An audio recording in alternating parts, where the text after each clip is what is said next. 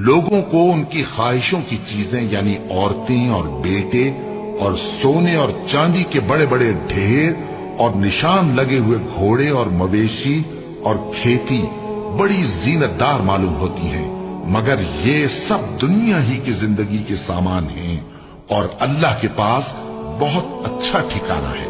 ऐ पैगंबर, इनसे कहो कि भला मैं तुमको ऐसी चीज बताऊं जो इन चीजों से कहीं अच्छी हो। सुनो, जो लोग परहेजगार हैं उनके लिए अल्लाह के यहाँ बागात बहिश्त हैं जिनके नीचे नहरें बह रही हैं, उनमें वो हमेशा रहेंगे। और पाकीज़ा बीवियां हैं और सबसे बढ़कर अल्लाह की खुशनूदी।